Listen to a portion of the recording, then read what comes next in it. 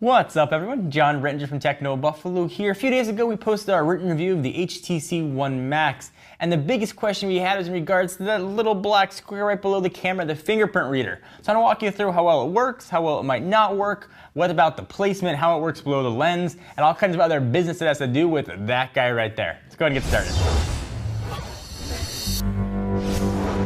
So this little black square is the fingerprint scanner on the HTC One Max. So first let me show you how it works, then I'll walk you through the setup process, what it can do, and I'll show you how easy or not easy it is to use. So first, location. It is located directly below the camera lens. To make this work, you have to swipe your finger. You can't just leave your finger on there, you gotta swipe down. So you inevitably have to swipe your dirty, greasy French fry fingers all over that lens, which never makes for good pictures. So the phone is locked right here. If you try and unlock it normally and you swipe up, it's gonna say, hey, swipe your finger to confirm. So it's pretty easy to do, assuming you can know where the fingerprint scanner is. If you go ahead and swipe your finger right down, it unlocks, and it locks very quickly, and almost the first time every try. Actually, I haven't had any false unlocks, or haven't had to ask me to redo it. It works really, really well. The tricky part here, though, is the phone is so big, is figuring out where that fingerprint scanner is, and when you feel it on the back, it feels very similar to the lens. Oftentimes, you're swiping your finger just on the lens. Let me show you the settings and what it can do, because it does more than just unlock the device. So we'll jump into settings, we'll go to fingerprint scan. It's gonna ask me for my fingerprint. I'll turn it over, I'll do a little swipe, and here we go.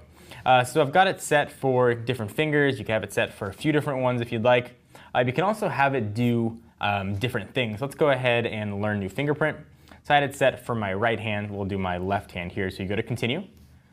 And I'll ask you which finger you want to use. So I want to use my left hand this time. So you go ahead and tap the finger, and you swipe it over 3 times. So I'm going to go ahead and do it right here, and it vibrates each time. 1, 2, 3. And one more time, rather, 4 times.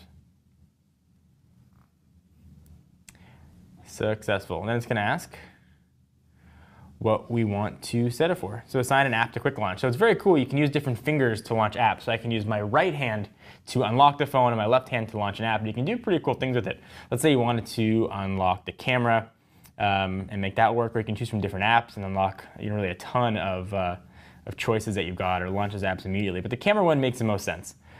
So we just did left index finger, so you don't want that to unlock. We wanted to go to camera. So go ahead and hit apply. Go ahead and go back home.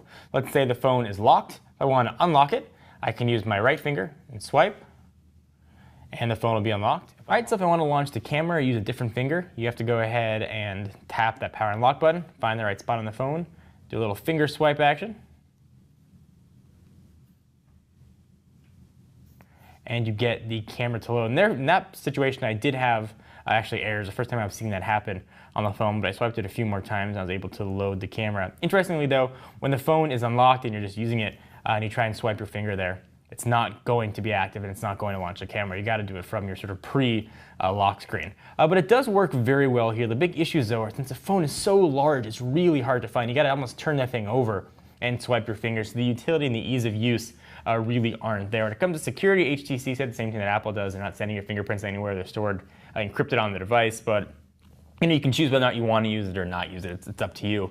I prefer to not use it just because it's so big, but if it was on the front, if it's integrated into the home button, for example, or something similar to how Touch ID is, I think it'd be really, really useful. But the way it is right now, it's just too hard to use and almost impossible to find. But you choose to use it or not use it, it's up to you. The placement makes no sense to me, especially right below the camera lens. But for whatever it's worth, there is a demonstration of the fingerprint scanner on the HTC One Max. I'm John Rettinger from Techno Buffalo. Let me know what you think. Leave it your comments down below. Till next time, I'll see you What's then. up, everyone? It's Ashley. Thanks so much for watching that most recent video. If you enjoyed it, please click on the word subscribe right underneath me to get tons of more tech videos from us here at Techno Buffalo. We have got unboxings, comparisons, reviews, recaps, and everything else you can think of here on the channel. If you're in the mood for more technology, just click right over here to check out some of our most recent videos. See you next time, humans.